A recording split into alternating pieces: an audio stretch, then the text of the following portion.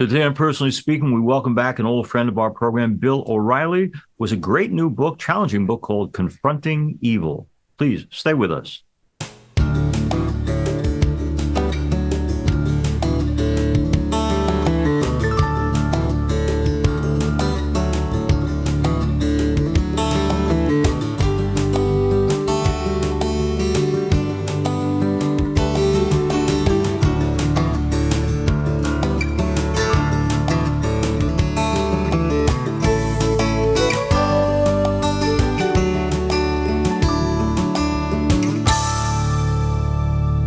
Hello and welcome to Personally Speaking. I'm your host, Monsignor Jim Lisante, and television journalist and best-selling author Bill O'Reilly joins me now.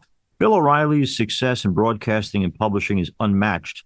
The iconic anchor of the O'Reilly Factor, he led the program to the status as the highest-rated cable news broadcast in the nation for 16 consecutive years. His website, BillO'Reilly.com, is followed by millions around the world, and he hosts the O'Reilly Update, which is heard weekdays on more than 300 radio stations across the country. Bill has written 19 number-one best-selling nonfiction books, including the historical Killing series, which is the best-selling nonfiction series of all time with over 20 million copies in print. Bill's latest book, with author Josh Hammer, is called Confronting Evil, the subtitle assessing the worst of the worst, which shows the concept of evil is universal, ancient, and ever-present in today's world. Confronting Evil explains the endless struggle between good and evil and how it is a daily temptation and choice each of us is confronted with every day. Bill is here with us today to tell us why he wrote Confronting Evil and why in today's world a thorough examination of evil is absolutely necessary. Joining me now, I'm so pleased to welcome back to our program, Bill O'Reilly. We welcome Bill O'Reilly back to our program, delighted to talk about his new book, which is called Confronting Evil. And as the good sisters taught us long ago, Bill, credit is due. We give it. Who is this new Josh Hammer who works with you?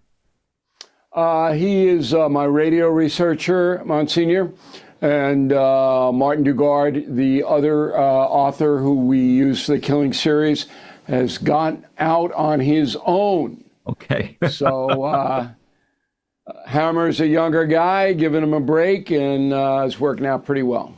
Well, I hope that our friend who used to help write the books doesn't discover that it's only Bill O'Reilly's name that sells these books, but they're selling. This is back to number one on Amazon. It's great, as always.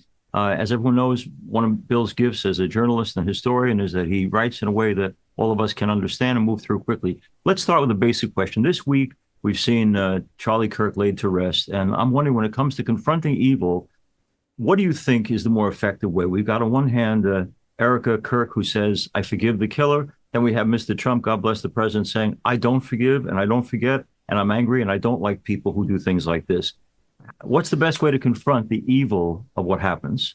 Well, it's a dual question. I think that President Trump is being honest, because I feel the same way, and I've discussed it with some Catholic theologians, that if somebody attacks you, your family, and that's happened to me, scores of times, and Donald Trump hundreds of times, what are you supposed to do? Now, if they show remorse and they say they're sorry and they go to confession, of course you forgive them. But if they're unrepentant, like all the people I write about in Confronting Evil, then what? Do we forgive Hitler? Do we forgive Stalin, Mao, all those people? Do we forgive the assassin of Charlie Kirk if he says, hey, I'd do it again? So I think that Erica Kirk was exemplary as a Christian woman. She's a better person than I am. I appreciated Donald Trump's honesty about it, and I also appreciated the line that said, maybe Erica can convince me, because I myself search for those answers. And I have to be honest, you hurt me and my family, and you are gleeful about it. I'm not a real forgiver on that, Monsignor, and maybe I have to go to confession, but I got to tell you the truth. Bill O'Reilly, so I guess you have done a great job at researching these incredible evil people who do evil things. I'm wondering, when you look back at the family of origin, because I'm always intrigued by where people come from, like the Kirk killer is apparently a guy who comes from a fairly decent family. But when you research these historical figures, what did you find on the family of origin about them? Well, evil is divided into individual acts. That's Kirk's assassin.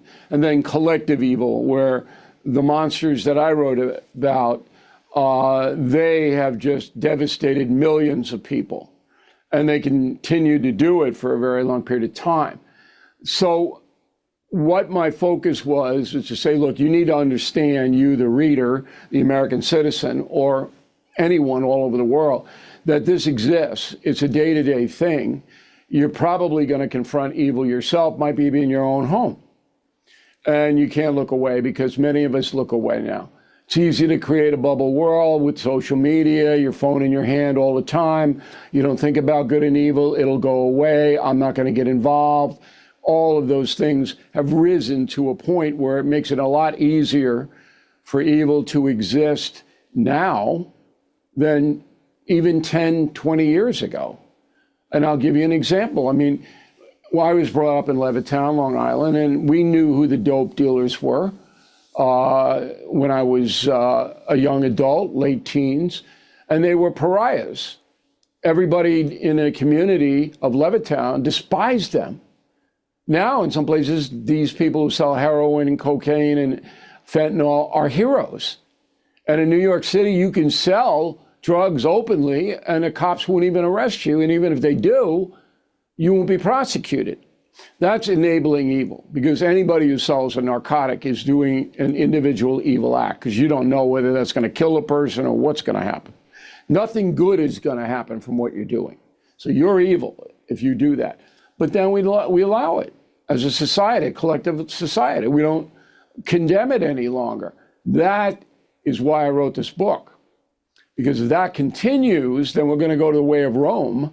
And I open the book with Caligula. After I write about October 7th in Israel, I wanted to really focus people on, if you don't understand evil, here it is. Here's October 7th.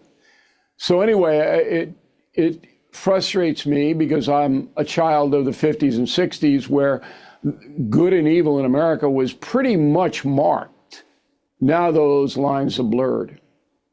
You talk, Bill, in some ways very much like what we learn in the church, and they would say we sin in thought, word, deed, and omission. I have to tell you, in 44 years of priesthood, almost nobody has ever confessed that my sin is the sin of omission. And that's what you're talking about. When we look the other way, we don't get involved, we don't stand up to evil. It is probably the broadest sin that never gets confessed, but you're confronting it in this book. Let's talk a little bit about religion. These terrible people who did terrible things, and they are surprisingly a lot of men. In some cases, if I'm not wrong, someone like Hitler, someone like Stalin, come from a religious background. Even Ayatollah Khomeini is mentioned, of course, and you would believe that his religion, they can say, remember that when 9/11 happened, we say Islam is the religion of peace, but these guys are not peaceful. So how much does their religious upbringing affect the way in which they choose to be the evil people they are? Well, Khomeini is the best example, because he used religion to commit mass murder. He justified it by saying, this is what Allah wants, totally insane. He knew what he was doing, but that's an insane point of view. The other real heinous individuals, none of them embraced religion. And maybe their parents did, but Putin's a pagan, Mao Zedong an atheist, Stalin couldn't care less. The slavers that we write about in the USA didn't have any religion. And it's very hard for anybody raised in an environment of good and evil, and your responsibility is to embrace good, of course, that you would turn into this. Most of these men, they're all men. I couldn't find one woman to even come close to the people we were writing about, the males we were writing about. They don't look at the world as like, I'm going to get punished for this. They don't. They want money or power or both. Putin's the richest man in the world. And they figure, I'm going to die and that's it. There's no afterlife. There's no judgment day. I'll do whatever I want. Nobody's going to stop me. That's the collective mentality of the people we are writing about. Bill O'Reilly's our guest, and Confronting Evil is his new book. Wonderful. I hope our listeners and watchers will get it. Well, when you mention very often Putin, and of course you talk about Ayatollah Khomeini, in Putin's case, he's still alive, and people who confront him very often end up dead. In the same way, Khomeini certainly put a mark on any number of people who were enemies of his particular theocracy. When you write a book like this, where you take on a leader of the Islam faith and you also take on a sitting dictator, how do you overcome your own personal fear for what they might do to you? I don't have that gene, Monsignor. I don't know why, but I've been in pretty terrible situations all over the world covering wars and strife. And I can never remember being afraid. Look, I do the best I can do. I protect myself and my family as best I can. I get furious when people who are supposed to provide protection don't. I understand Donald Trump's legacy because he was scarred by the assassination attempt. And when Charlie Kirk was assassinated, Monsignor, I don't know whether you know this or not, but I got a call from the White House to meet the president at Yankee Stadium. That was 9/11, on 9/11. And I knew what he wanted. I knew he wanted to talk to me about Kirk and also Putin because the book had come out the day before. So I went to Yankee Stadium and had a fairly significant talk with the president about Mr. Kirk. I can't really tell you what it was, but I could tell that he was very emotional about it. Trump does not show emotion to the public ever, sees it as a weakness. But I knew he was emotional because he went through the same thing. And he could have been in a coffin. Definitely. And that's a hard thing to process. As for me, I just do my job. My job as a journalist historian is to report the truth, to write the truth, to say the truth. As I see it and to back it up. I do that. Well, let's stop at Mr. Putin for a second. We all want to see this guy's evil put to an end, Bill, but this guy's got a country on his side that has nuclear weapons. How do you stop someone who has the means, if he want to keep on keeping on with the killing? Well, you strangle him economically, and that's what's going on now. The president had a UN speech where he implied, I know a lot about what's going on behind the scenes there. It's possible to stop Putin, but you need China's cooperation. One of the horrendous things in the Putin legacy is the head of the Russian Orthodox Church, who threw in with Putin, who's fine with the mass murder of civilians in Ukraine. I mean, this is really a dereliction of that man's religious duty. But he's afraid of Putin. And so he did. He gave it his approval. And that's how religion can directly enable evil. That Russian Orthodox person should have resigned immediately. But to this day, the Russian Orthodox Church, which is powerful, doesn't go up against bad Vlad. Bill, you're a Roman Catholic with us, and with us, we have now Pope Leo, before that Pope Francis. Francis was sometimes criticized because he did not go strongly after Hamas at first and did not go after Putin when he attacked Ukraine. The thinking is he wanted to be a bridge that could maybe bring peace to those situations. What do you think? Because you studied Pope Pius XII and whether he should have done more in World War II. What's the role of the Pope in terms of condemning and standing up to evil? It's an interesting question. We wrote Killing the SS, where we dealt with Pope Pius XII. He didn't have any choice. Hitler could have walked in any day and taken the Vatican, burned it to the ground. So if he wanted to preserve the Catholic authority worldwide, he just had to play it neutral. And there was no other matter. He could have gone against the Third Reich, but what good would that have done? It would have got a lot of priests killed, and maybe him, and then it wouldn't have changed one thing. So that's in Killing the SS. As far as the modern world is concerned, religion should play a much greater role in confronting evil across the board, particularly Islam. I mean, Islam, is veered into this. It's okay, if you kill infidels, and not all of them, but enough of them to really make a negative influence on the world. Judaism, not enough numbers to really make a difference, but Christianity certainly has the numbers. But you very rarely hear from the pulpit, Monsignor, and I'm sure you're an exception, any kind of discussion about good and evil. And I go to Mass every Sunday. I never hear it. The priests just avoid any kind of contemporized sermoning Yeah. They're afraid to do it. Somebody might complain. And I'm afraid that is a worldwide deficit for Christianity, not just Catholics, because you're not getting much in the Protestant sects. You're getting a lot of people who justify a lot of things. Now, as far as Pope Francis is concerned, I watched him pretty closely. He was naive in the ways of the world. He didn't understand the dynamic of the world, but he was such a good man. You know, he was really, I think he'll be a saint. And you know, everybody's not perfect. You can't be like, I'm not nearly in a category of a Pope Francis as a human being, but I know a lot more than Pope Francis about the world. And I don't know how interested the Pope was in solving terrible problems. The new Pope, I'm watching him very closely. He seems to be more realistic about things than Pope Francis was. Pope Francis was a liberation theologian, and that's from his background in Argentina, where the fascists beat the hell out of him, physically beat him to a pulp in Buenos Aires. And that stayed with him. That oligarchy exploiting the poor, all of that stayed with him. But now we live in a very complicated world. And if the Pope, grasps how significant these problems are, the Pope could do a lot of good.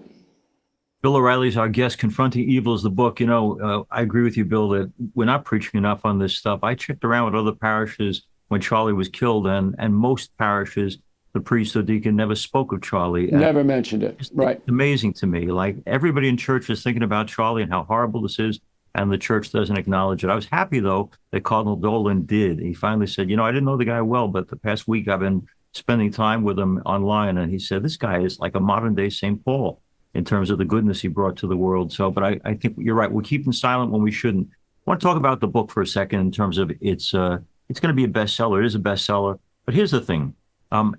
Kids in my parish, many of them didn't know about 9/11 because it's now become part of history, not part of their experience. So they don't know, and they should know. In the same way, these terrible people who brought evil into the world and killed countless millions of people, this is the kind of stuff that every class, private school, public school should share with the kids. But and I know that the teachers' unions are probably going to say, we're not going to promote this book. This is by Bill O'Reilly. What do we do to open minds to the fact that facts are facts and should be shared with the next generation?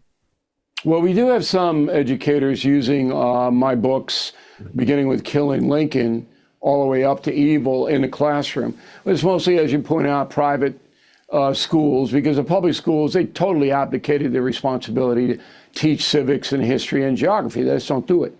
And unions are a part of that. I couldn't have more publicity for the book, Monsignor. It's going to open Sunday at #1 on the New York Times list. That's the top of the chart. That's 20 times. I've sold more nonfiction books than anybody in the world. And nobody will beat my record. Nobody's ever going to have 20 #1 nonfiction books because people don't read as much as they used to. So the book is out there. It's just a matter of choice. And parents punt it to the schools. That's a big, big mistake. I mean, I raised my children, and I probably tortured them about modern events, what was happening, what had happened in the past. I tried to make it as fun as I could, but they couldn't escape it because I wasn't going to count on the local Catholic schools to bring them up to speed about the world. It's my responsibility, and I did it. So in order to reverse this ignorance, and that's what it is among the younger Americans, parents got to do it. Come on. It's your responsibility. If you want your kid to grow up to be a force of good, you got to put them on the pathway. And the pathway requires knowledge. And a lot of parents are on social media all day long or playing golf or doing whatever they do. And this isn't even, thought doesn't even pop in their head. And that's another thing that the Catholic Church could promote, good parenting. You don't hear anything about that either. So anyway, I'm by nature a complainer. So I want your audience to understand that. I wanted to ask you, for those our listeners or watchers who don't know, Bill O'Reilly has a very open, honest relationship with President Trump. He's known him forever.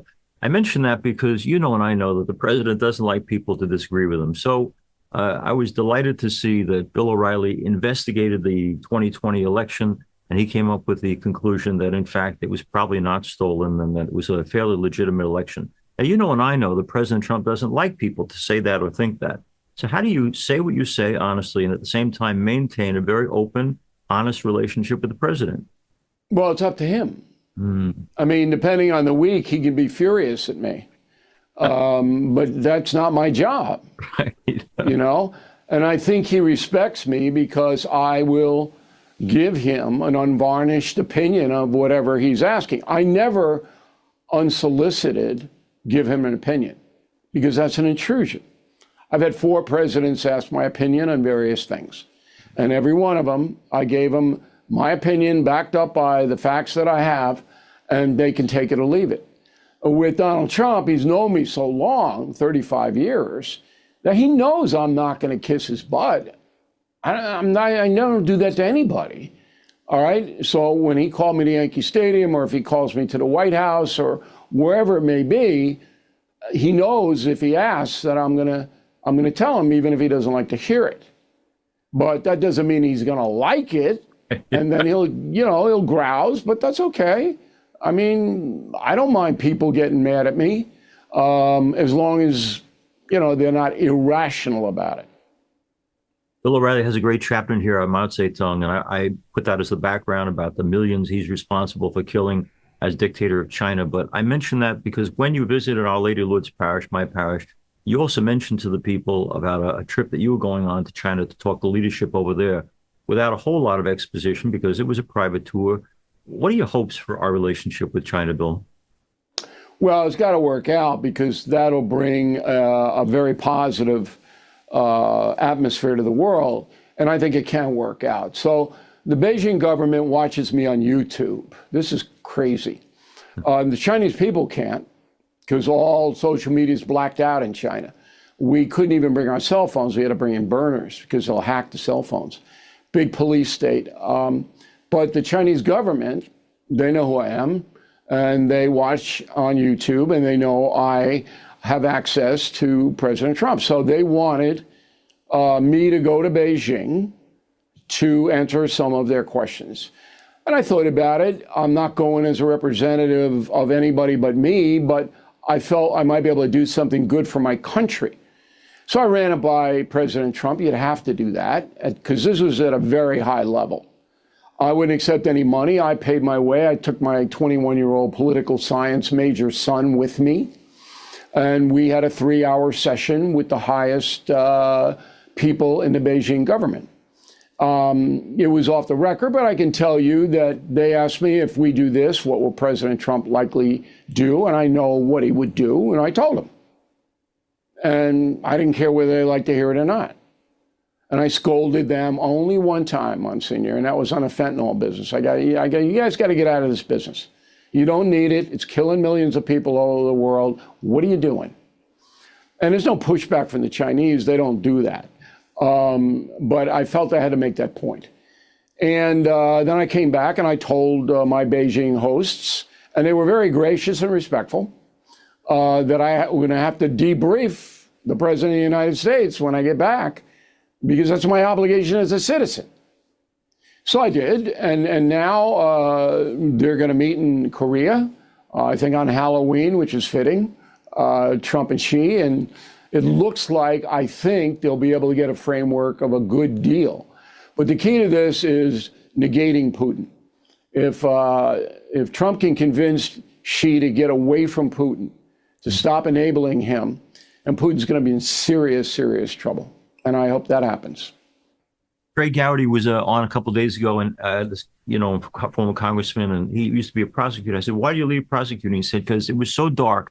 It was so depressing to be in that world and see mankind's evil to mankind." I mention that because when you put together a book like this, where it highlights the incredible amount of evil in our human history, I got to ask you, Bill, how does Bill O'Reilly keep hope alive when he sees what human beings are capable of? Like, you seem like a guy who doesn't give up, but hope very often is a byproduct lost when people are too overwhelmed by evil. You're not. How come? Why are you hopeful, Bill O'Reilly? Well, I've been in this business 50 years, so I compartmentalize for sure. I got my life, I got my friends, I got my kids, and I do try to do the right thing. And I try to urge other people around me to do the right thing. The evil, I'll deal with it. I'll deal with it, Monsignor. I mean, that's why I'm on the planet. I know that's why I'm here. I mean, there's very few people who are in journalism for 50 years, 50. I'm here for a reason. I've always done that my whole career. If I see something that should be exposed, and I don't care where it is, I'll go after it. And at least the people who listen to me, and it's in the tens of millions, they'll know. Now, what they do about it, what the president does about it, what the Secretary of State does about it, it's up to them. My job is to carry a message that this should be addressed, and a lot of times it is. So therefore, that gives me hope. It's not like I'm not getting anything done. I'm getting a lot of stuff done, and that's a hopeful sign. Our thanks to Bill O'Reilly for being with us again. I hope our listeners and viewers will get Confronting Evil. Bill, some of these crazy folks online have been attacking Charlie Kirk for all sorts of things. And one of the things they'll say is he's racist. And of course, if you look at what he said about racism, quite the opposite is true. But in the same way, in the book, all the time, all your books, you stick to facts. And people say, well, I don't like your facts, but they're the facts nonetheless. You're a truth teller, and we need that. And I thank you so much for your witness, your voice, and keep on writing, Bill. We need you. Thank you for being with us. Thank you, Monsignor. It's always a pleasure to talk with you.